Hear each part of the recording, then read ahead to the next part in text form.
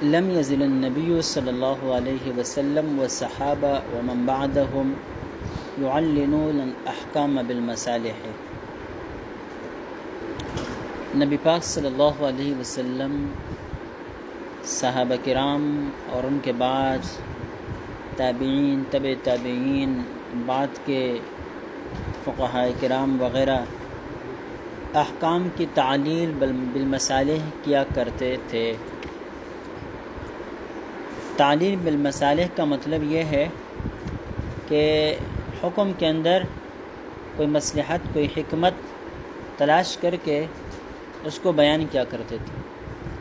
ایک ہوتی ہے علت جس کے اوپر حکم کا دار و مدار ہوتا ہے، وہ تو اصل علت ہوتی ہے، وہ فقہاء کرام کا کام ہے کہ اس کو تلاش کرتے ہیں اور اس کے ساتھ حکم کا طرد و عکس ہوتا ہے۔ علت وہی ہوتی ہے جو بلا واسطہ حکم کی طرف انسان کو لے کر جاتا ہے۔ اس علت کی بات یہاں نہیں ہو رہی، یہاں تعلیل بالمصالح کی بات ہو رہی ہے، یعنی اس علت سے ہٹ کر جس کے ساتھ حکم کا طرد و عکس ہوتا ہے۔ دوسری علت جو مصلحت و حکمت کی صورت میں ہوا کرتی ہے، اس کو بھی آپ صلی اللہ علیہ وسلم نے، صحابہ کرام نے، تابعین نے، تبع تابعین نے بیان کیا ہے اور اس کے ساتھ حکم کی تعلیل فرمائی ہے۔ جیسے کئی آیتیں آپ کے سامنے گزر چکی کہ اللہ رب العزت نے احکام دیے اور ان احکام کی حکمتیں بھی خود بیان کر دی، تو اسی سلسلے کو احادیث مبارکہ میں بھی، صحابہ کرام کے اقوال میں بھی، تابعین اور تبع تابعین کے یہاں بھی جاری رکھا گیا ہے اور وہاں پر بھی یہ پایا جاتا ہے۔ تو قرآن پاک میں جو حکمتیں ذکر کر دی گئی احکام کی، ان میں سے کچھ آپ کے سامنے پیش کر دی گئی۔ اب یہاں سے احادیث مبارکہ میں جو حکمتیں پیش کر دی گئی ہیں وہ ذکر کر دی جاتی ہے۔ کہتے ہیں ثم النبی صلی اللہ علیہ وسلم بین اسرار تعیین الاوقات فی بعض المواضع۔ نبی پاک صلی اللہ علیہ وسلم نے اوقات کی تعیین کے اسرار کو بیان کیا ہے بعض مواضع اور مقامات پر۔ کسی خاص عمل کے لیے کوئی خاص وقت مقرر کیا گیا ہے۔ اب یہ خاص وقت اس عمل کے لیے مقرر کیوں ہے؟ عمل تو ہر وقت کیا جا سکتا تھا، اب یہ کیوں ہے کہ فلاں وقت پر یہ کام کیا جائے، فلاں وقت پر یہ کام کیا جائے؟ تو اس عمل کو اس وقت کے ساتھ خاص کیوں کیا گیا؟ اس کے پیچھے حکمتیں ہیں۔ مثلا کما قال فی اربع قبل الظہر، ظہر سے پہلے 4 رکعتیں جو سنت مؤکدہ کے طور پر ہم پڑھتے ہیں، نبی پاک صلی اللہ علیہ وسلم نے اس کی علت بیان کی۔ انہا ساعۃ تفتح فیہا ابواب السماء فاحب ان یسعد لی فیہا عمل صالح، کہ یہ ایسا وقت ہے کہ جس وقت آسمان کے دروازے کھول دیے جاتے ہیں، میں یہ چاہتا ہوں کہ جب یہ دروازے کھلے ہوئے ہو تو آسمان کی طرف میرا کوئی نیک عمل اوپر کو چڑھے۔ اب یہاں دیکھیں تو یہ 4 رکعت کا جو عمل ہے ظہر سے پہلے، یہ اس لیے ہے کہ اس کے اندر یہ حکمت ہے کہ اس وقت دروازے کھلے ہوئے ہوتے ہیں، تو اعمال صالحہ میں سب سے بہتر عمل یہ نماز ہے۔ اس وجہ سے یہ 4 رکعتیں مسنون ہے کہ اس وقت یہ نیکی کی جائے تو یہ نیکی ان ابواب مفتوحہ کے ذریعے سے اوپر کو چڑھے۔ اب دیکھیں اس وقت 4 رکعت کے پیچھے یہ فلسفہ اور حکمت ہے، اور یہ نبی پاک صلی اللہ علیہ وسلم نے خود بیان کر دیا ہے۔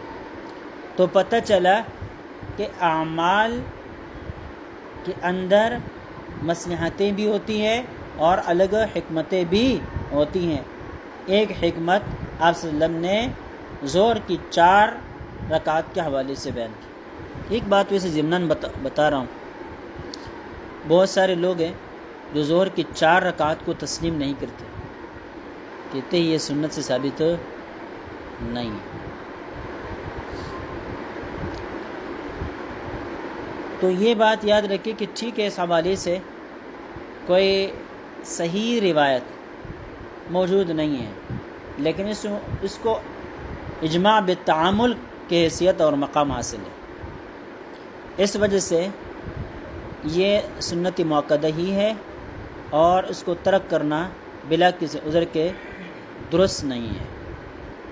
بعض لوگ میڈیا پر اس قسم کی روایتوں کو سامنے لے کر آتے ہیں، کہتے ہیں یہ کہاں سے ثابت ہے؟ اب لوگ پہلے سے دین کے معاملے میں تشویش اور شکوک و شبہات میں مبتلا ہے۔ یہ ایسی چیزوں کو جن کے اوپر امت کا اتفاق ہے، ان چیزوں کو بھی مشکوک بنا رہے ہیں، تو پھر کیا ہے، لوگ اور شکوک و شبہات کے اندر پڑ جاتے ہیں۔ اس قسم کی روایتوں کے بیان کرنے سے اجتناب کرنا چاہیے۔ انسان کو اتنا علم ضرور ہونا چاہیے میڈیا پر آنے سے پہلے کہ وہ اس بات کو تو جانتا ہو کہ ہر چیز کے لیے صراحتاً نصوص سے ثابت ہونا کوئی لازمی نہیں ہے، الفاظ کے ساتھ ثابت ہونا کوئی لازمی نہیں ہے۔ کس چیز کے ثبوت کی اور بھی صورتیں ہو سکتی ہیں، تو ان میں سے ایک صورت یہ اجماع بالتعامل ہے، اور یہ ظہر کی 4 رکعتیں اسی اجماع بالتعامل سے ثابت ہے، لہذا اس کا انکار کرنا یہ درست بات نہیں ہے، اور پھر خواہ مخواہ اس کو میڈیا پر پھیلا کر لوگوں کے اندر شکوک و شبہات پیدا کر دینا، یہ دین کی تبلیغ نہیں ہے۔ تو بہرحال حضرت فرماتے ہیں کہ اس وقت یہ 4 رکعتیں جو مقرر کر دی گئی ہے، اس کے پیچھے یہ حکمت اور فلسفہ ہے۔ وروی عنہ صلی اللہ علیہ وسلم فی صوم یوم عاشوراء، عاشورہ کو روزہ رکھنے کے بارے میں نبی پاک صلی اللہ علیہ وسلم سے یہ منقول ہے ان سبب مشروعیتہ نجات موسیٰ وقومہ من فرعون فی ھذا اليوم، کہ موسیٰ علیہ السلام اور اس کی قوم نے اس دن کو فرعون سے نجات حاصل کر لی تھی، تو گویا کہ ہم خوشی کے طور پر روزہ رکھتے ہیں۔ وَأَنَّ سَبَبَ مَشْرُعِيَّتِهِ فِينَا اتباع سنت موسیٰ علیہ السلام، ہمارے یہاں اس کی مشروعیت موسیٰ علیہ السلام کی سنت کی اتباع و پیروی ہے۔ تو اب یہاں دیکھیں عاشورہ کو روزہ رکھنا ہے، بھائی روزہ تو اور ایام میں بھی رکھا جا سکتا ہے، خصوصی طور پر عاشورہ کو روزہ رکھنا اور اس کے اوپر فضیلتوں کا بیان کرنا یہ کیوں کر ہے؟ تو بتلایا اس کے پیچھے ایک فلسفہ اور حکمت ہے، اور فلسفہ اور حکمت یہ ہے کہ حضرت موسیٰ علیہ السلام نے اور اس کی قوم نے اس دن کو فرعون سے نجات حاصل کر لیتی، بالفاظ دیگر آزادی حاصل کر لیتی، تو آزادی جیسے عظیم نعمت کے حصول کے شکریہ کے طور پر انہوں نے روزہ رکھا تھا۔ تو نبی پاک صلی اللہ علیہ وسلم نے یہ بتلایا کہ ہم بھی حضرت موسیٰ علیہ السلام کے ساتھ اپنی محبت کے اظہار کے زیادہ حقدار ہے، اس وجہ سے آپ صلی اللہ علیہ وسلم نے عاشورہ کے دن روزہ رکھنے کو باعث فضیلت قرار دے دیا۔ اب آئی بات سمجھ میں، تو اس کے پیچھے فلسفہ ہے، حکمت ہے۔ البتہ اس بارے میں یہ بات جان لینی چاہیے، آپ صلی اللہ علیہ وسلم عاشورہ کو اکیلا روزہ رکھا کرتے تھے، لیکن آخر بار پھر آپ صلی اللہ علیہ وسلم نے فرمایا کہ آئندہ زندگی ملی تو پھر ہم اس کے ساتھ دوسرا 90 کا یا 11واں کا روزہ ملائیں گے، تاکہ یہودیوں سے مخالفت متحقق ہو جائے، ان کی مشابہت نہ ہو۔ اب اس دور میں بہت سارے لوگ یہ کہتے ہیں کہ اب یہودی چونکہ اس دن کو کوئی روزہ نہیں رکھتے، لہذا مشابہت باقی نہیں رہی، اس وجہ سے ایک روزہ بھی رکھا جا سکتا ہے، اس عاشورہ کے ایام میں کینیڈا سے خاتون نے کال کی کہ وہاں پر مطلق فتویٰ مفتیان کرام نے جاری کر دیا ہے کہ اب ایک روزہ بھی رکھا جا سکتا ہے، اس لیے کہ اس میں اب کوئی کراہیت اس وجہ سے باقی نہیں رہی کہ یہودیوں کے ساتھ کوئی مشابہت باقی نہیں۔ اس خاتون نے مجھے کہا کہ مجھے یہ فتویٰ اس لیے منظور نہیں ہے کہ ہم جو مطلق کہہ رہے ہیں کہ یہ ان کی عادت نہیں رہی، ہم کیوں کہہ رہے ہیں، کیسے کہہ رہے ہیں؟ جس طرح ہمارے دین میں مسلمانوں میں کچھ لوگ انتہائی متعصب قسم کے دیندار ہوتے ہیں اور دین کے ایک ایک سنت کے اوپر عمل کرتے ہیں، تو اس طرح لوگ ان کے یہاں بھی ہیں، تو ہو سکتا ہے کہ آج بھی ان کے یہاں ہوں، لہذا مطلق اس طرح کہنا کہ اب ان کی عادت نہیں رہی درست معلوم نہیں ہوتا۔ تو یہ ایک غیرت ایمانی ہے جو کسی کو اللہ تعالیٰ دے دے، تو وہ ان مفتیان کرام کے اس فتوے کے ساتھ اختلاف کر رہی تھی۔ تو اب بالکل علت کی نفی کرنا بھی درست نہیں ہوتا۔ ہاں، اکیلا روزہ رکھنا کوئی مکروہ تحریمی نہیں ہے، تنزیہی ہے، بجائے اس کے کہ آپ علت کی نفی کر دیں۔ آپ یہ کہیں گے اگر دشواری ہو، جیسے کہ آج معاملات یہی ہے کہ لوگوں کے روزے رکھنا خصوصاً یورپ میں، باہر کے ممالک میں کافی مشکل ہوتے ہیں، لہذا یہ ایک روزہ رکھنا صرف مکروہ تنزیہی ہے، یعنی اس کے ترک پر کوئی گناہ نہیں ہے۔ اس وجہ سے اگر کوئی نہ رکھ سکے تو نہ رکھے، ایک روزہ رکھنے پر بھی اس کو ثواب ملے گا۔ بالکل علت کی نفی کرنا یہ مناسب نہیں۔ بہرحال بتلانا یہ چاہ رہے ہیں کہ عاشورہ کو جو روزہ رکھا جا رہا ہے اس کے پیچھے کوئی حکمت ہے۔ وَبَيَّنَ أَسْبَابَ بَعْضِ الْأَحْكَامِ، بعض احکام کے اسباب بھی نبی پاک صلی اللہ علیہ وسلم نے بیان کر دی۔ ایک مرتبہ ایک جگہ مجھے کہا گیا کہ آپ نے جمعہ پڑھانا ہے، اس وقت وہ حقوق نسواں کی باتیں بہت چل رہی تھی، تو میرے ذہن میں یہ تھا کہ میں وہاں جا کے حقوق نسواں کے حوالے سے شریعت کے جو نقطہ نظر ہے اس کی وضاحت کر دوں گا۔ لیکن جب میں وہاں گیا تو لوگ مجھے ایسے نظر آئے کہ یہ ان گہری فلسفوں کو نہیں جانتے، ان کو بس وہ جو ہمارے عام قسم کے علماء فضیلتوں والی باتیں کرتے رہتے ہیں ان کے سامنے وہی بات ہونی چاہیے۔ اب چونکہ میری ایک عجیب عادت ہے، میں فضیلتوں کو بہت کم بیان کرتا ہوں، بیان بھی نہیں کر سکتا، مجھے ان کی طرف زیادہ رجحان نہیں ہوتا، تو محض عقلی اور کوشش کرتا ہوں کہ ایک عمل کے لیے حکمت عملی پیش کروں۔ تو پھر میں نے نماز پر گفتگو کی، نماز کا فلسفہ شروع کر دیا کہ صبح 2 رکعت کیوں ہے، ظہر کو 4 رکعت کیوں ہے، عصر کو 4 رکعت کیوں ہے، مغرب کو 3 رکعت کیوں ہے، عشاء کو پھر 4 رکعت کیوں ہے، اور یہ 5 وقت نماز کیوں ہے، 5 وقت نماز کیوں ہے۔ بعد میں سوچتا رہا کہ یہ چیزیں جو میں نے بیان کر دی یہ فی البدیہہ زبان پر جاری ہوئی، لیکن بہت اچھی لگی خود مجھے۔ ایک آدمی پھر میرے پیچھے پڑ گیا تھا، کہہ رہے تھے کہ بھائی پھر دعوت بھی دے دی، پھر میں نے انکار کر دیا، پھر بوتل پلایا، پھر خرچہ دیا، کہتے ہیں نہیں آپ کا آنے جانے کا کرایہ ہے۔ پھر ایک آدمی نے مجھے کہا کہ ہم اسی مسجد کی بات آپ کے لیے کرتے ہیں، اگر یہ نہ ملی تو پھر آپ کے لیے قریب میں 4 پلاٹ بتایا، کہتے ہیں یہ آپ کو دلا دیں گے۔ لیکن قسمت کی بات یہ تھی کہ جس آدمی سے بات کی، یعنی جس آدمی کے وہ پلاٹ تھے، مجھے اس نے کہا دوسرے آدمی نے کہ اتوار کے دن آپ آئیں گے، ان سے ملا دیں گے آپ کو اور یہ 4 پلاٹ کے حوالے کر دیں گے۔ ہوا یہ کہ اتوار کی رات کو وہ آدمی قتل کر دیا گیا جس کے وہ پلاٹ تھے، پھر ہم جو ہے نا پھر ملاقات نہ ہو سکی۔ بہترین جگہ تھی، پھر میں گیا بھی نہیں۔ بہرحال تو ان اوقات کے تعین میں یا تعیین میں کوئی نہ کوئی حکمت ضرور ہے۔ مثلا اب نماز میں دن کے اندر 5 اوقات ہیں، ہر وقت کے تقاضے دوسرے سے الگ الگ ہیں، تو بدلتے تقاضوں کے مطابق انسان کے اندر تبدیلی آتی ہے یا نہیں آتی؟ ہر وقت کے اندر اس تبدیلی کے چیک اور اس کے امتحان اور اس کی آزمائش۔ صبح کے اوقات کے تقاضے اور ہوا کرتے ہیں، ظہر کے اور ہوا کرتے ہیں، عصر کے اور ہوا کرتے ہیں، مغرب کے اور ہوا کرتے ہیں، عشاء کے اور ہوا کرتے ہیں۔ آپ خود سوچیں ابھی کیا آپ کو محسوس ہو رہا ہے کہ وقت کی حیثیت کیا ہے؟ ظہر کو کیا ہو جاتی، عصر کو کیا ہو جاتی، مغرب کو کیا ہو جاتی، عشاء کو حالت آپ کی اور کیفیت کیا ہو جاتی ہے؟ تو ان بدلتی کیفیتوں کے ساتھ آپ بھی بدل جاتے ہیں یا آپ کا تعلق اپنے رب کے ساتھ وہی ہے؟ جو صبح کے وقت تھا، جو ظہر کے وقت تھا، جو عصر کے وقت تھا، جو مغرب کے وقت تھا، جو عشاء کے وقت تھا۔ اس وجہ سے 5 وقت تھا، چونکہ ہر دن کے اندر 5 اوقات ہیں،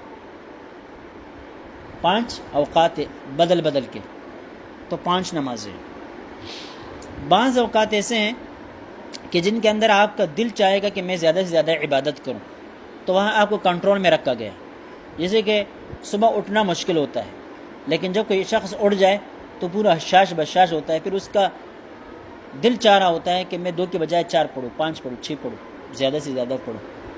وہاں پر روک لگا دی کہ بھائی یہاں تقاضے نہیں چلیں گے، یا اللہ کا حکم چلے گا۔ تقاضے نہیں چلیں گے بلکہ اللہ کا حکم چلے گا۔ اسی طرح عصر کا وقت انتہائی مشغولی کا ہوتا ہے، ہر ایک چاہ رہا ہوتا ہے جلدی جلدی فارغ ہو جاؤں، جا کے دکان پر بیٹھ جاؤں، تو وہاں نماز کو طوالت دے دی کہ خواہشات نہیں چلتی، اللہ کی مرضی چلتی ہے، خواہشات نہیں چلتی، اللہ کی مرضی چلتی ہے۔ اسی طرح مغرب کا بھی یہ حال ہے، اور عشاء کے اندر بھی کوئی نہ کوئی تبدیلی ہے، اسی تبدیلی کی بنا پر نماز کا وقت بتلایا گیا اور رکعتوں کی تعداد کمی زیادتی وغیرہ کا پہلو ہے۔ بہرحال وہ فی الحال ہمارا مطمع نظر نہیں ہے، آگے کتاب کے اندر یہ ساری چیزیں خود آ جائیں گی۔ تو آپ صلی اللہ علیہ وسلم نے اوقات کے تعین کا فلسفہ بھی بیان کیا، تو پتہ چلا کہ اسرار الدین یہ حق ہے، یہ علم حق ہے۔ وبین اسباب بعض الاحکام، بعض احکام کے اسباب بھی نبی پاک صلی اللہ علیہ وسلم نے بیان کیے۔ فقال فی المستيقظ، ایک آدمی جو نیند سے جاگتا ہے تو اس کو اس بات سے منع کر دیا ہے کہ وہ یوں جائے اور برتن کے اندر ہاتھ ڈالے۔ قدوری میں آپ نے پڑھا ہے نا کہ اٹھتے وقت پہلے ہاتھوں کو دھو لینے چاہیے، اس کے بعد پھر وضو اور برتن کے اندر ہاتھ ڈالنا ہو تو ڈال لیا جائے، اس سے پہلے نہیں۔ کیوں؟ وجہ بیان کر دی۔ فإنه لا يدري أين باتت يده، اس لیے کہ پتہ نہیں کہ اس کا ہاتھ کہاں کہاں لگا ہے۔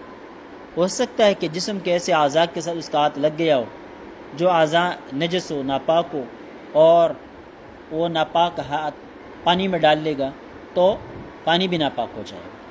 تو اب دیکھیں حکم دیا کہ نیند سے بیدار ہو جائے تو ہاتھ برتن میں نہ ڈالے، یہ تو حکم ہو گیا نا، بھائی کیوں نہ ڈالے؟ تو حکمت بیان کر دی، حکمت بیان کر دی۔ وفی الاستنثار، ہم نماز وضو کرتے ہیں تو ناک پہ پانی ڈالتے ہیں، کلی کرنا، استنثار کرنا یعنی ناک میں پانی ڈالنا، یہ بھی مسنون ہے۔ یہ کیوں ہے؟ فإن الشیطان یبیت علی خیشومی، کہ شیطان نتنوں کے اوپر رات گزارتا ہے، تو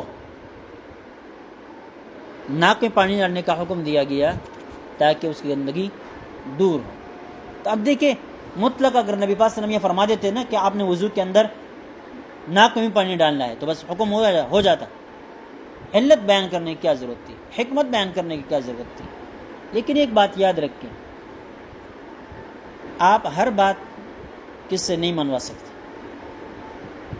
ہر بات یہ سمجھنا کہ میرے شاگرد ہے تو ماننا پڑے گا، یہ میرے پارٹی کا رکن ہے اس کو تسلیم کرنا پڑے گا، میں حاکم وقت ہوں، ہر ایک کو میری بلا سوچے سمجھے میری اتباع کرنی پڑے گی، یہ غلط۔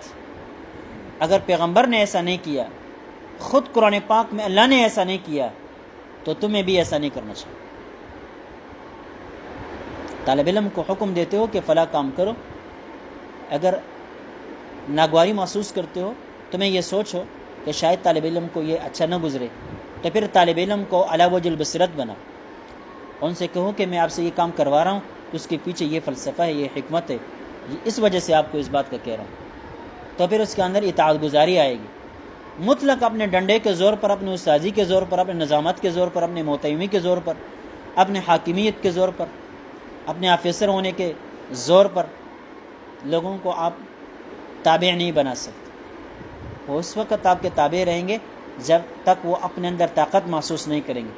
جس دن اس نے اپنے اندر طاقت محسوس کر دی اس وقت آپ سے کہے گا کہ میں نے نہیں کرنا ہے۔ یہ جب ضرب غضب آپریشن ہو رہا تھا نا، آپ کو پتہ ہوگا، خیبر 1 خیبر 2، اس سے پہلے ضرب غضب آپریشن پورے ملک کے اندر ہوتا رہا زرداری کے دور میں۔ تو ایک خفیہ ایجنسی کے ایک ذمہ دار ایک جلسے کے اندر مدعو تھا، تو اور اس جلسے میں میجسٹریٹ سیکرٹری تھا۔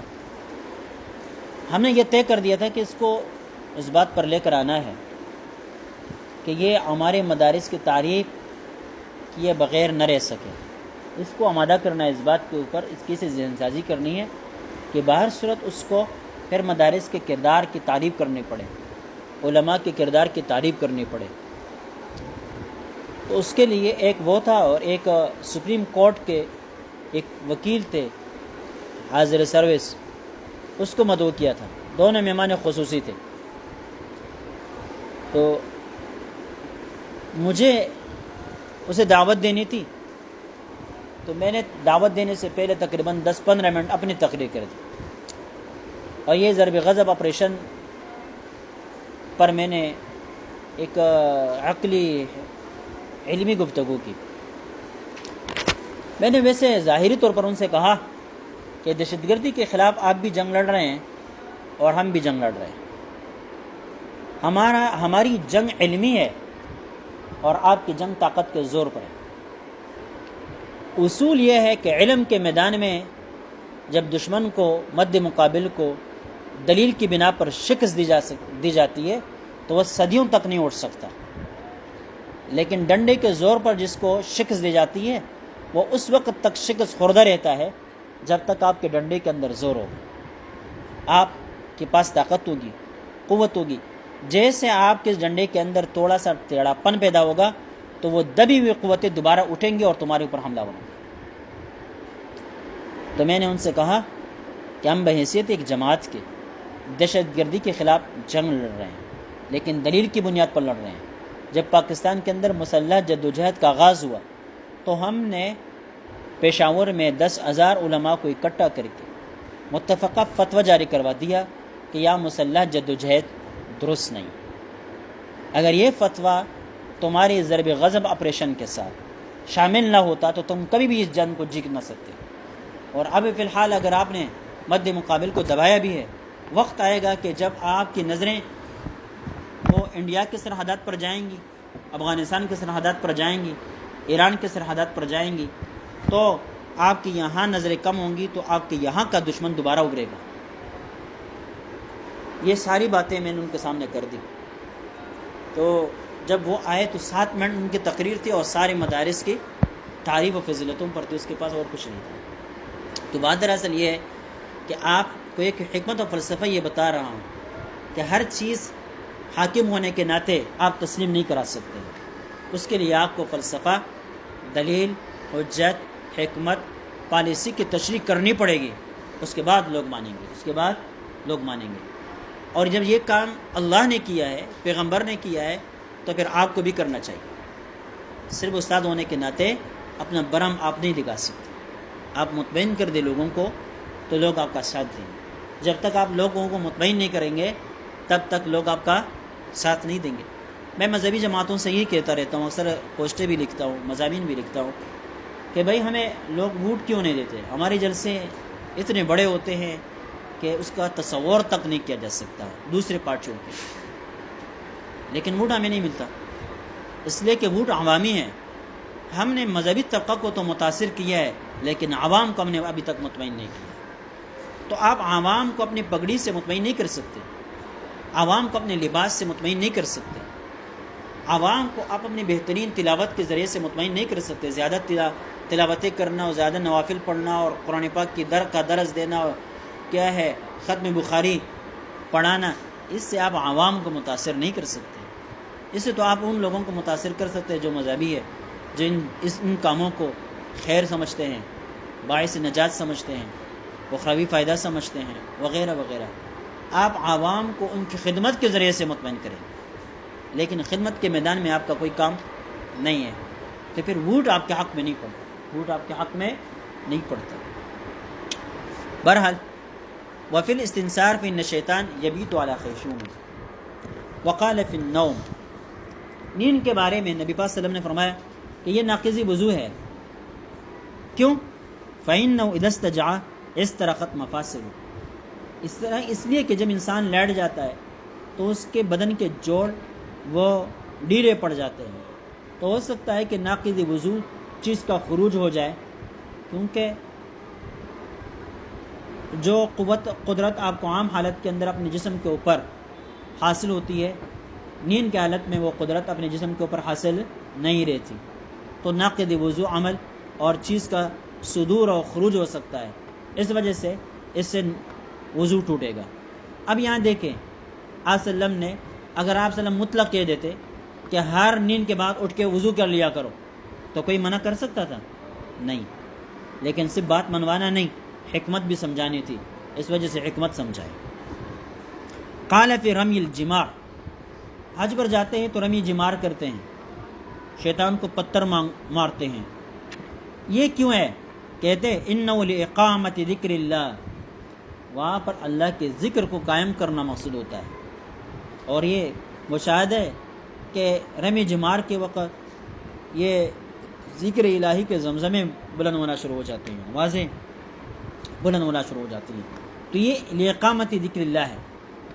اب یہاں دیکھیں آپ صلی اللہ علیہ وسلم نے حکمت بیان کی، وقال انما جعل الاستئذان من اجل البصر، گھر میں داخل ہو رہے ہو لا تدخلوا بیوتا غیر بیوتکم حتی تستأذنوا، اجازت نہ لو تب تک گھر کے اندر داخل نہ ہو۔ یہ اجازت لے کر گھر میں داخل ہونے کا حکم کیوں ہے؟ من اجل البصر، تاکہ آپ کی نظریں کسی کے سطر پر نہ پڑے، تو گھر میں داخل بغیر اجازت داخل نہ ہونے کا فلسفہ شریعت نے یہ بیان کیا۔ اگر یہ فلسفہ بیان نہ بھی کرتی تو شریعت کے سامنے کوئی پر نہیں مار سکتا تھا، لیکن صرف بات منوانی نہیں بلکہ ذہن میں بٹھانی ہے اور قبول کروانی۔ ایک ہوتا ہے منوانا جس کے اندر جبر بھی ہو سکتا ہے، ایک ہوتا ہے قبول کروانی، دونوں میں فرق ہوتا ہے کہ دل و جان سے ایک چیز کوئی شخص آپ کی بات کو تسلیم کر لے، اور دوسرے یہ کہ اس نے کیا کیا، مان لیا بھائی مجبوراً ہے لیکن ماننا پڑ رہا ہے۔ ہم کہتے ہیں نا وہ کبھی کبھی جب ایسی پالیسی بنتی ہے ملک کے اندر جو شرعاً درست نہیں ہوتی، لیکن ہمارے اکابر بھی اس کے ساتھ چل رہے ہوتے ہیں، جب ان سے پوچھا جاتا ہے کہ بھائی آپ ان کے ساتھ کیسے چل رہے ہو، کہتے ہیں ہم ان کے ساتھ چلے نہیں، ہم نے ان کو برداشت کیا۔ کیا کیا؟ برداشت۔ بے نظیر کی حکومت تھی تو عورتوں کی حکومت تو درست نہیں ہے، کہتے ہیں ہم نے ان کو تسلیم نہیں کیا، ہم نے ان کو برداشت کیا۔ تو برداشت کرنا اور چیز ہوتا ہے اور تسلیم کرنا اور چیز ہوتا ہے۔ تسلیم کرنے کا مطلب یہ کہ آپ اس کو قلباً درست اور جائز تسلیم کر لیں، مانیں، قبول کر لیں، اور برداشت کرنے کا مطلب یہ ہے کہ آپ کو منظور تو نہیں ہے لیکن ہٹانے پر قدرت بھی نہیں ہے، اس وجہ سے آپ کو چار و ناچار اسے ماننا پڑ رہا ہے، تو اس کو کہتے ہیں برداشت کرنا۔ کیا کہتے ہیں؟ برداشت کرنا۔ یہ چیزیں سمجھنی چاہیے۔ کہتے ہیں تو یہ گھر کے اندر بلا اجازت داخل نہ ہونے سے جو منع کر دیا گیا ہے کہ بغیر اجازت کے داخل نہ ہو، تو یہ کیا ہے؟ بصر کی حفاظت۔ وقال فی الحرہ، بلی کے بارے میں کہا کہ بلی اگر برتن کو جھوٹا کر دے، پانی کو جھوٹا کر دے تو ناپاک نہیں ہوگا۔ کیوں؟ انا لیست بنجس، فرمایا کہ نجس نہیں ہے، انما ہی من الطوافین علیکم اب الطوافات، اس لیے کہ اگر اس کو نجس قرار دے دیا جائے نا تو یہ حرج و تنگی کا باعث بنے گا۔ یہ بار بار آنے والی چیزیں ہیں، بار بار آنے والی چیزیں بار بار چیزوں کو جھوٹا کریں گی۔ اب اگر ہم کے جھوٹے کو ناجائز اور ناپاک قرار دے دیا جائے تو بار بار یہ برتنوں کو دھونا یہ حرج کا باعث ہے، اور شریعت میں حرج مدفوع ہے، ہٹا دیا گیا ہے۔ اس وجہ سے اس خاطر بلی کے جھوٹے کو پاک کرا دے دیا گیا، نجس ہونے سے ان کو نکال دیا، مستثنا کر دیا۔ اب آئی بات سمجھ؟ تو اب دیکھیں وجہ بیان کر دی، ورنہ بھائی دیگر چیزوں کے جھوٹا ناپاک ہے تو اس کے بھی جھوٹا ناپاک ہونا چاہیے، تو کیا کر دیا؟ وجہ بیان۔ وبین فی مواضع، بعض مواقع پر نبی پاک صلی اللہ علیہ وسلم نے باقاعدہ حکمتوں کو ذکر کیا، وہ یہ ان الحکمت فیہا دفع مفسدۃ، مفسدہ کا دفع کرنا حکم کے اندر مقصود ہوتا ہے۔ یہ حکم اس لیے دیا گیا کہ اس کے اندر فنا فساد کو دفع کرنا مقصود ہے۔ مثلا کالنہی عن الغیلۃ انما ہوا مخافۃ ضرر الولد، غیلہ سے منع کر دیا گیا ہے۔ غیلہ سے کیوں منع کر دیا گیا ہے؟ بچے کے ضرر کے اندیشے اور خوف کے پیش نظر، تو ہو سکتا ہے کہ اس کے ذریعے سے بچے کو نقصان پہنچے، اس لیے منع کر دیا۔ اب غیلہ کسے کہتے ہیں؟ اس کے دو معنی کی، حالت حمل میں بیوی سے مباشرت کرنا، یا عورت بچے کو دودھ پلا رہی ہے، یعنی حالت رضاعت ہے، مدت رضاعت ہے، اس میں جنسی تعلق بیوی کے ساتھ قائم کرنا، یہ غیلہ کہلاتا ہے۔ آپ صلی اللہ علیہ وسلم نے پہلے اسے منع کرنے کا ارادہ کر دیا تھا، لیکن بعد میں پھر منع نہیں کیا۔ ایک روایت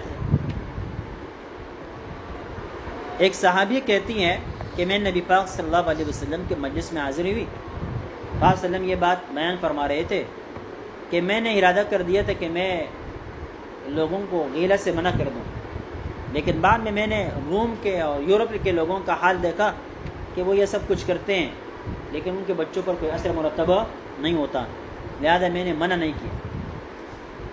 اب یہاں منع تو نہیں ہے، کیسے کہہ رہے ہیں نہا عن الغیلۃ؟ تو بات یہ ہے کہ میں نے پہلے شروع میں بتلا دیا تھا کہ یہ لازمی نہیں ہے کہ امام شاہ ولی اللہ محدث دہلوی نے جو بھی ذکر کیا، جس چیز کی بھی حکمت ذکر کر دی، وہ فی الحال بھی حکم ویسا کہ ویسا نہیں۔ حضرت نے یہ بتلایا ہے کہ میں بعد منسوخ احکام جو کس زمانے میں تھے بعد میں منسوخ کیے، میں ان کی حکمتیں بھی بیان کروں گا، میں ان کی حکمتیں بھی بیان کروں گا، تو اس کی بھی حکمت بیان کر دی، اگرچہ یہ حکم اب منسوخ ہے، حکم اب منسوخ ہے۔ البتہ یہ بات ہے کہ اگر دودھ پلانے والی عورت کے ساتھ مباشرت کی وجہ سے حمل ٹھہر جائے، اور وہ حمل ایسا ہو کہ جو عورت کے دودھ کو تبدیل کرنے کا ذریعہ بنے، تو پھر اس صورت میں بچے کو وہ دودھ نہیں پلانا چاہیے، ہو سکتا ہے کہ بچے کے صحت کے اوپر اس کا برا اثر پڑے۔ ومخالفت فرقۃ من الکفار، بعض احکام دیے گئے اور اس سے مقصود کفار کے ایک فرقے کی مخالفت ہوتی ہے، کہ قولی صلی اللہ علیہ وسلم فإنها تطلع بین قرن الشیطان وحینئذ یسجد لها الکفار، غروب شمس کے وقت، استوائی شمس کے وقت، طلوع شمس کے وقت سجدہ کرنے سے، نمازیں پڑھنے سے منع کر دیا گیا۔ وجہ کہ یہ شیطان، یہ جو سورج طلوع ہوتا ہے شیطان کے دو سنگوں کے درمیان طلوع ہوتا ہے۔ استوائی شمس کے بارے میں مطلب ہے وحینئذ یسجد لها الکفار، کفار اس کے سامنے سجدریز ہوتے ہیں، مجوسی اس طرح عمل کرتے ہیں، تو آپ صلی اللہ علیہ وسلم نے ان اوقات کے اندر نماز پڑھنے سے منع کر دیا کفار کی مخالفت کی وجہ سے۔ تو دیکھیں حکمت ہوئی نہیں ہوئی؟ حکمت ہوئی۔ او سد باب التحریف، بعض احکام اس لیے دیے گئے تاکہ تحریف کا دروازہ بند ہو جائے، ورنہ اگر وہ احکام نہ دیے جاتے تو تحریف کا ذریعہ بن جاتا۔ مثال کے طور پر کقول عمر رضی اللہ عنہ لمن اراد ان یصل النافلۃ بالفریضہ، حضرت عمر رضی اللہ تعالی عنہ نے اس آدمی کو منع کر دیا کہ جو فرض نماز کے فوراً بعد نفل پڑھنے کی نیت اور ارادہ کیا ہوا تھا، یعنی فرض نماز کے فوراً بعد وہ نفل پڑھنا چاہ رہے تھے، تو حضرت عمر رضی اللہ تعالی عنہ نے اسے روک دیا، فرمایا وَبِهَذَا هَلَكَ مَنْ قَبْلَكُمْ، آپ سے پہلے لوگ اسی وجہ سے تو ہلاک ہو گئے، کہ وہ فرض نفل کے درمیان کوئی فرق نہیں کرتے تھے، فرض کے فوراً بعد نفل کی ادائیگی کرتے تھے۔ فقال النبی صلی اللہ علیہ وسلم اصاب اللہ بک یا ابن الخطاب، یہ ابن الخطاب اللہ تعالیٰ آپ کی رائے کو درست فرما دے، یا آپ کی رائے کو اللہ نے درست رکھا، مطلب آپ نے ٹھیک کہا کہ پہلی قومیں اس وجہ سے ہلاک ہوئی کہ انہوں نے فرض اور نفل کے درمیان فرق کرنے کو چھوڑ دیا۔ تو دیکھیں شریعت کا یہ کمال ہے، اور شریعت کے ماننے کا یہ کمال ہے کہ شریعت میں جو چیز جس حد تک ہے اس حد تک مانی جائے۔ واجب کو فرض قرار دے دینا، سنت کو واجب کے درجے پر لے جانا، مستحب کو سنت کے درجے پر لے جانا، اولا کو سنت کے درجے پر لے جانا یا مستحب کے درجے پر لے جانا، یہ دین نہیں ہے۔ دین میں جو چیز مستحب ہے اس کو مستحب رکھا جائے، جو سنت ہے اس کو سنت رکھا جائے، جو موقد ہے اس کو موقد رکھا جائے، جو غیر موقد ہے اس کو غیر موقد رکھا جائے، جو واجب ہے اس کو واجب رکھا جائے، جو فرض اس کو۔ ان حیثیتوں کے اندر تبدیلی کرنا یہ بدعت کے زمرے میں آتا ہے۔ جو حرام ہے اس کو حرام، جو مکروہ ہے، مکروہ تحریمی ہے تو مکروہ تحریمی سمجھا جائے، تنزیہ ہے تو اس کو تنزیہی سمجھا جائے، جو خلاف اولا ہے اس کو خلاف اولا کے درجے پر رکھا جائے، اس کو مکروہ تنزیہ کی جگہ پر نہ لے جایا جائے، مکروہ تنزیہ کو مکروہ تحریمی کی جگہ پر نہ لے جایا جائے، مکروہ تحریمی کو حرام کی جگہ پر نہ لے جایا جائے۔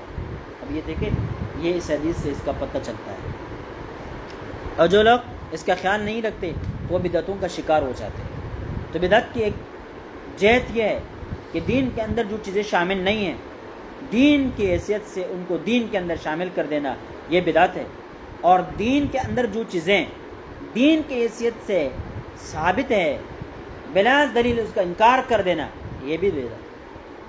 اب بتائیے سمجھ، اب اگر فرض کا انکار کر دیا جائے تو یہ کفر ہے، واجب کا انکار کر دیا جائے تو یہ بدعت قبیحہ اعلیٰ درجے کی بدعت ہے، اگر سنت کا انکار کر دیا جائے تو یہ اس درجے میں بدعت ہے۔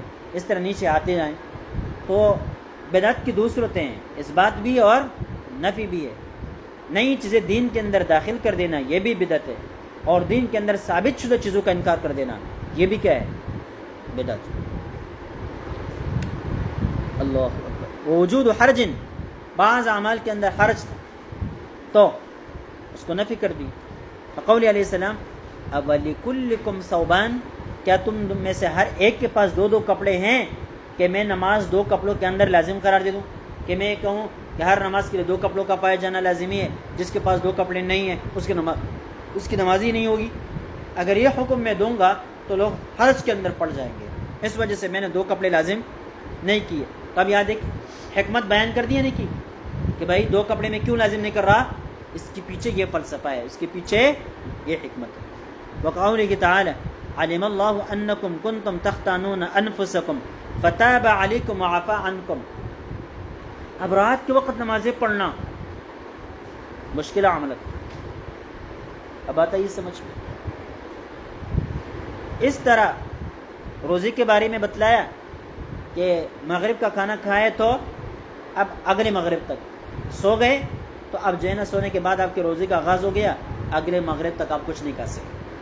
اب بیچ میں جو رات ہے بیوی کے ساتھ خلوت ہے، مباشرت وغیرہ، یہ ساری چیزیں ہو سکتی ہے، تو ہو سکتا ہے کہ تم اپنے نفسوں کے ساتھ خیانت کر جاؤ، تو اس خیانت سے آپ کو بچانے کے لیے یہ بتلا دیا کہ رات کو آپ مباشرت کر سکتے ہیں جب تک طلوع صبح نہ ہو جائے۔ اب بات آئی سمجھ میں؟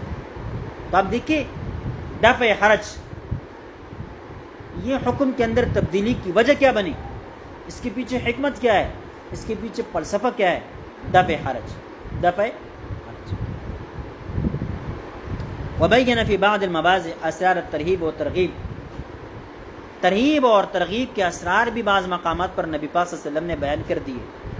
وراجعہ الصحابہ فی المواضع المشتبہ، بعض مشتبہ مقامات پر صحابہ کرام نے نبی پاک صلی اللہ علیہ وسلم سے رجوع بھی کیا کہ یہ حکم کیوں دیا جا رہا ہے، تو فکشف شبہتہم، آپ صلی اللہ علیہ وسلم نے ان کے شبہوں کو دور کر دیا۔ ایک سبق ملتا ہے بھائی کہ جب نبی پاک صلی اللہ علیہ وسلم شبہات کو دور کر دیتے ہیں تو استاد کی بھی ذمہ داری ہے کہ طالب علم کی شبہات کو دور کر دے۔ بہت سارے لوگ استاد ہونے کی گھمنڈ میں طالب علم کو سوال کرنے کی اجازت بھی نہیں دیتے، تو یہ درست نہیں ہے۔ وقت کے پیغمبر پر اعتراض ہوا، شبہ پیش کیا گیا تو انہوں نے شبہ کو حل کیا، دور کر دیا۔ تو جب پیغمبر یہ کام کر رہا ہے تو مدرس کو بھی یہ کام کرنا چاہیے، تاکہ طالب علم علی وجہ البصیرت ہو کر آپ کے شاگرد بنے رہے۔ ورنہ مدرسے میں داخلہ لے لیا اور جا کے دیکھا آپ بیٹھے ہیں تو طالب علم کو بیچارے تو ماننا پڑ رہا ہے۔ ورنہ اگر آپ کو اختیار دیا جائے، شاگرد کو اختیار دیا جائے تو وہ کبھی استاد کو ستاد نہ بنائے۔ لیکن کیا ہونا چاہیے کہ استاد طالب علم کے شکوک و شبہات کو دور کرے، ان کو علی وجہ البصیرت بنائے، تو خوشی سے پھر وہ شاگرد اس استاد کا شاگرد بننے کے لیے راضی ہوگا۔ اب بیتی میں مولانا زکریا صاحب رحمہ اللہ نے لکھا ہے، ایک استاد تھے، باپ نے مجھے کہا کہ اسے پڑھو، میرا دل و دماغ مان نہیں رہا تھا کہ میں اس کو اپنا استاد بنا دوں، لیکن باپ کا حکم تھا۔ کہتے 6 مہینے تک اس کو میں مسلسل تنگ کرتا رہا، سوالات پر سوالات، سوالات پر سوالات، لیکن وہ میرے ہر شبے کا ازالہ کرتا رہا۔ 6 مہینے کے بعد مجھے شرح صدر حاصل ہوا کہ یہ اس قابل ہے کہ اس کو استاد بنایا جائے، تو اس کے بعد پھر میں نے سوالات کرنی بھی چھوڑ دی۔ ایک وقت تھا کہ طالب علم کو اختیار دیا جاتا تھا کہ جس استاد سے پڑھنا ہے اس سے پڑھ لیا کرو، جس سے نہیں پڑھنا ہے اس سے نہ پڑھا کرو۔ اب آئی بات سمجھ، لیکن اب یہ اختیار چھن گیا۔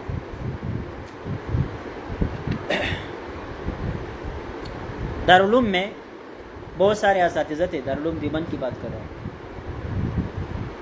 کچھ شاگرد ان کی کلاسوں میں نہیں بیٹھتے تھے، دوسرے کلاسوں میں جا کے بیٹھ جاتے تھے۔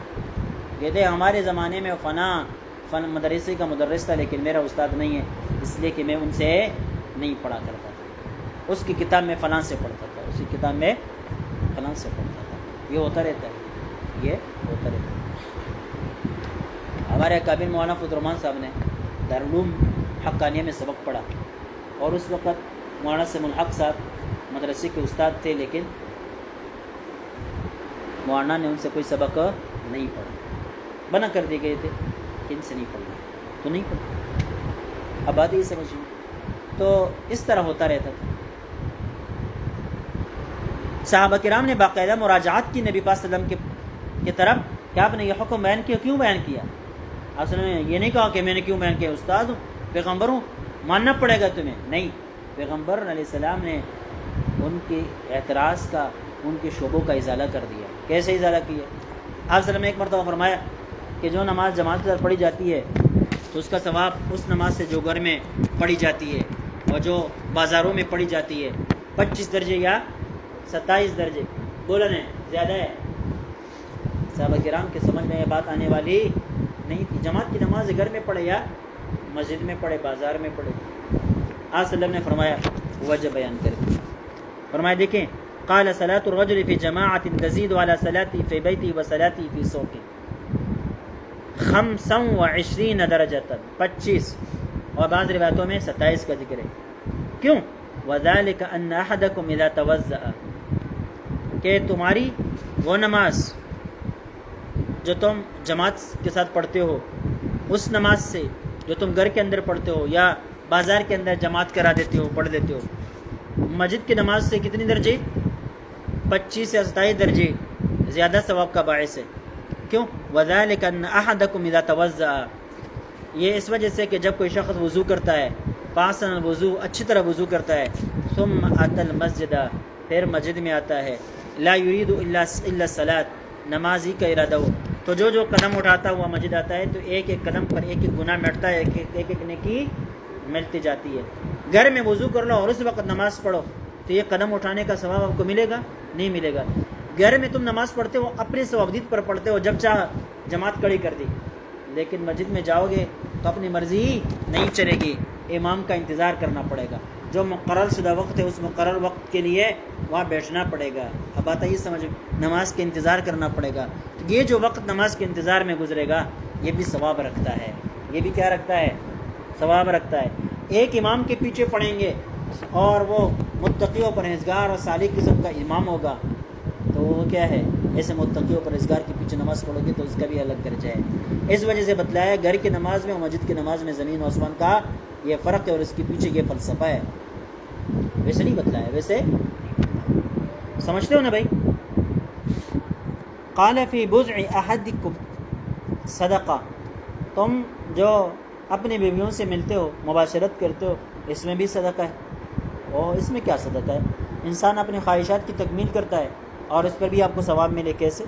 قالوا یا رسول اللہ صلی اللہ علیہ وسلم آیاتی احدنا شہوتہ, ایک شخص اپنی خواہش کو پورا کرتا ہے, وَيَكُونُ لَهُ فِيهَا اجر, اور اس میں بھی اس کے لیے اجر ہو. قال ارأيتم لو وضعها في حرام لكان عليه وزر. آپ صلی اللہ نے پوچھا, بتاؤ, سامنے والے آدمی سے پوچھا جو سوال کر رہے تھے, شبہ و اعتراض اٹھا رہے تھے, ان سے کہا کہ اگر یہ خواہش ناجائز طریقے پر پورا کرتا تو وبال نہ ہوتا؟ اس نے کہا جی فَكَذَلِكَ اذا وضعها في حلال كان له اجر, جائز طریقے پر پورا کرے گا تو اس کو کیا ملے گا؟ ہاں, جائز طریقے پر خواہشات پوری کرنے کے لیے بڑے جتن اٹھانے پڑتے ہیں, شادی کرنی پڑتی ہے, خرچے اٹھانے پڑتے ہیں, ایک خاتون کا نان و نفقہ, خرچہ, اور اسی پیچھے بہت سارے دیگر مسائل, ان سب کے لیے تیار رہنا پڑتا ہے, ان سب کے لیے تیار رہنا پڑتا ہے. جیسے کہ کیا بتلایا, جماعت کے ساتھ نماز پڑھنے میں بہت سارے کام کرنے پڑتے ہیں نا, تو یہاں پر بھی بہت سارے کام کرنے پڑتے ہیں. قال اذا التقى المسلمان بسيفيهما فالقاتل والمقتول كلاهما في النار, کہ جب دو مسلمان آپس میں لڑتے جھگڑتے ہیں اور ایک دوسرے کو قتل کرتے ہیں تو قاتل بھی جہنمی اور مقتول بھی جہنمی. قالوا هذا القاتل فما بال المقتول, یہ جو قاتل جہنم میں چلا گیا, سمجھ میں آ گیا کہ اس نے ایک مسلمان کو قتل کر دیا, لیکن یہ مقتول جہنم میں کیوں جا رہا ہے؟ فرمایا انه كان حريصا على قتل صاحبه, وجہ بیان کر دی, حکمت بیان کر دی, اس لیے کہ وہ اپنے مسلمان بھائی کو قتل کرنا چاہ رہا تھا, لیکن خود قتل اس کو قتل کرنے کے بجائے خود قتل ہو گیا. ارادی برے تھے اس کے اور عمل اس کا برا تھا. بھائی بات سمجھو, اس وجہ سے دونوں جہنمی ہے. وجہ بیان کر دی یا نہیں کر دی؟ الی غیر ذلک من المبادئ التي يعصر يساوى, حضرت فرماتے ہیں اور بھی بہت سارے مقامات ہیں جہاں نبی پاک صلی اللہ علیہ وسلم نے اعمال کی وجہ بھی بیان کر دی ہے, لیکن ان سب کو ذکر کر دینا یہ مشکل ہے. وبین ابن عباس رضی اللہ عنہما سر مشروعیت غسل الجمعہ. اب دیکھیں, یہ تو ہو گیا نا, آپ صلی اللہ علیہ وسلم دعویٰ کر دیا تھا نا کہ آپ صلی اللہ علیہ وسلم نے بھی حکمتیں بیان کی ہے. پھر کیا دعویٰ کیا تھا کہ صحابہ کرام نے بھی کی ہے, تو بہت سارے دلائل تو حدیث سے دے دیے, اب صحابہ کرام کے طرز عمل سے بھی ایک دلیل دے رہے ہیں. حضرت عبداللہ بن عباس رضی اللہ تعالیٰ عنہ نے جمعہ کے دن غسل کرنے کی کے لزوم کی حکمت بیان کر دی. وزید بن ثابت سبب النہی عن بیع الثمار قبل ان یبدو صلاحها, زید بن ثابت نے پھل بدو صلاح سے پہلے بیچنے سے جو ممانعات ہے اس کی وجہ بیان کر دی. وبین ابن عمر سر الاختصار علی استلام رکنین, بھائی استلام رکنین کے اوپر اختصار کرنے کی وجہ کس نے بیان کر دی؟ عبداللہ بن عمر نے بیان کر دی من ارکان البیت. اب دیکھیں تین چیزیں, تین دعوے کیے. عبداللہ بن عباس نے کیا کیا, اور زید بن ثابت نے کیا کیا, عبداللہ بن عمر نے کیا. عبداللہ بن عباس نے یہ بات بیان کر دی کہ پہلے جب مسجدیں چھوٹی چھوٹی ہوتی تھی, مسجد نبوی خود چھوٹی تھی, تو جمعہ کے دن بڑا رش ہوتا تھا, لوگ آتے تھے وقت سے پہلے بیٹھ جاتے تھے, تو پسینے پسینہ ہو جاتے تھے, تو ان کی انسان کی جو جسم کی جو بدبو ہے بڑی وہ ہے حبس پیدا کر دیتی, تو اس وجہ سے حبس پیدا ہو جاتا تھا. تو آپ صلی اللہ علیہ وسلم نے حکم دے دیا کہ غسل کر کے پاک صاف آ کے نماز میں شریک ہوا کرو, تاکہ تمہاری جسم کے پسینے کی صورت میں جو بدبو آتی ہے وہ بدبو نہ آئے. خوشبو لگایا کرو, غسل کر کے آیا کرو.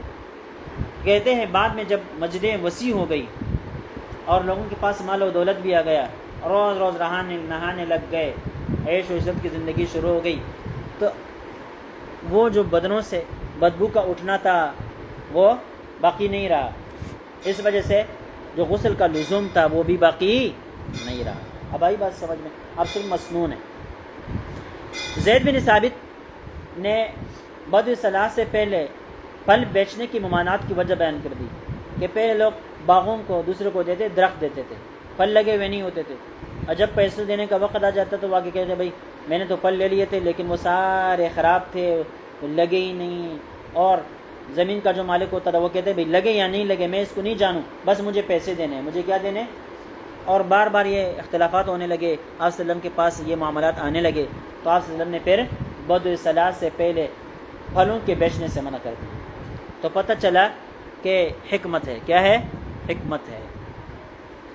علماء نے لکھا ہے کہ بدء صلاۃ سے پہلے پھلوں کے بیچنے سے جو ممانعت کر دی گئی تھی یہ کوئی حکم شرعی نہیں تھا، ایک مشورے کے طور پر تھا۔ کس کے طور پر تھا، مشورے کے طور پر۔ اس طرح عبداللہ بن عمر، یہ جو استلام سے دو رکنوں کا کیا جاتا ہے، حتیم کی طرف جو دو ارکان ہیں ان کا استلام نہیں کیا جاتا، تو بھائی تو 4 رکنوں کا استلام پورا ہونا چاہیے، یا 2 کا کیا جاتا ہے 2 کا نہیں کیا جاتا، تو کیوں؟ تو حضرت عبداللہ بن عمر نے اس کی وجہ بیان کر دی کہ یہاں جو حتیم کی طرف 2 رکن ہے یہ اپنی جگہ پر نہیں ہے، اس وجہ سے ان کا استلام نہیں کیا جاتا، تو وجہ بیان کر دی نا۔ ثم لم يزل التابعون ومن بعدهم العلماء المجتہدون يعللون الاحکام بالمصالح، پھر کہتے ہیں نبی صلی اللہ علیہ وسلم کے بعد، صحابہ کرام کے بعد مجتہد علماء کرام احکام کی علتیں مصلحتوں کی صورت میں بیان کیا کرتے تھے، وَيُفْهِمُونَ مَعَانِيَهَا، ان کے معانی سمجھاتے تھے، وَيُخَرِّجُونَ لِلْحُكْمِ الْمَنْصُوص مَنَاةً مُنَاسِبًا، اور حکم کے لیے منصوص منات و علت جو مناسب ہوتی تھی بیان کیا کرتے تھے، تخریج کیا کرتے تھے، کیوں؟ لِدَفْعِ ضُرٍّ، تاکہ دفع ضرر ہو، اور جلب نفع، تاکہ یا اس کے اندر کوئی جلب نفع ہو، یعنی منفعت کا حصول ہو۔ انسان کو اس بات پر آمادہ کر دیا جائے، اس بات سے کیوں منع کیا جا رہا ہے، اس کا حکم کیوں دیا جا رہا ہے، ذہنی طور پر تیار کرنے کے لیے فقہاء کرام ایسا کیا کرتے تھے۔ اس وقت اس کی کتنی ضرورت ہے آپ بتائیں؟ پہلے تو لوگ ہر بات کو بس اللہ کا حکم ہے مانو، اب اللہ کے حکم پر بھی لوگ اعتراض کرنے لگ گئے۔ اب بات آئی سمجھ میں، تو لوگوں کو یہ فلسفے سمجھانے پڑتے ہیں تاکہ لوگ دین کے ساتھ علی وجہ البصیرت ہو کر چلے، کما ہوا مبسوطا فی کتبہم و مذاہبہم، جیسے کہ ان کتابوں مذہبوں میں یہ باتیں مشہور و معروف مبسوط ذکر ہیں۔ ثم اتى الغزالی والخطابی وابن عبد السلام وامثالہ، پھر امام غزالی آ گئے، یہ کمال کے آدمی تھے، 450 ہجری کو یہ پیدا ہوئے اور 505 کو یہ وفات ہوئی، 5ویں صدی کے بالکل ابتدا میں۔ احیاء علوم الدین نامی کتاب لکھی، کمال کی کتاب لکھی۔ میں نے ایک بڑے فلسفی کو پڑھا، کالمسٹ، کہتے ہیں احیاء علوم الدین نے لوگوں کے ایمان کا تحفظ کیا، یہ کتاب نہ ہوتی تو کتنے لوگ گمراہ ہوتے، کتنے لوگ۔ کئی کتابوں کے مصنف ہے، شافعی المسلک، امام خطابی رحمہ اللہ، ابو سلیمان حمد بن محمد خطابی البست، یہ بست یہ کابل کی جگہ ہے۔ یہ زید بن خطاب، عمر بن خطاب رضی اللہ تعالیٰ عنہ کے جو بھائی تھے، انہی کے نسب سے، انہی خاندان سے۔ یہ 319 کے پیدا ہوئے اور 388 کو وفات ہوئی۔ ابن عبد السلام، عبدالعزیز بن عبد السلام، یہ بہت بڑے آدمی گزرے، یہ 577 کو پیدا ہوئے اور 660 کو وفات ہوئی۔ یہ بھی شافعی المسلک تھے، اجتہاد کے درجے کو پہنچے ہوئے۔ ان کے بارے میں ابو الحسن الندوی رحمہ اللہ نے تاریخ دعوت و عظمت میں بہت کچھ لکھا ہے، موقع ملے تو اس کو ضرور مطالعہ کریں۔ کہتے ہیں پھر ان لوگوں نے باقاعدہ شریعت کے احکام کی مصلحتیں بیان کر دی۔ شکر اللہ مساعیہم، اللہ تعالیٰ ان کی مساعی کو قبول فرمائے۔ بنکت لطیفۃ، یہ کیا لے کر آئے؟ لطیف نقطے لے کر آئے، وہ تحقیقات شریفۃ، اور شریف تحقیقات پیش کر گئے۔ چلے بھائی نتیجہ کیا نکلا؟ نتیجہ یہ نکلا نا کہ احکام کی مصلحتیں ہیں، احکام کے اندر سر اور رموز اور اسرار موجود ہے۔ اب آتا ہے یہ سمجھ، یہ جو فن ہے یہ فن اسی بارے میں۔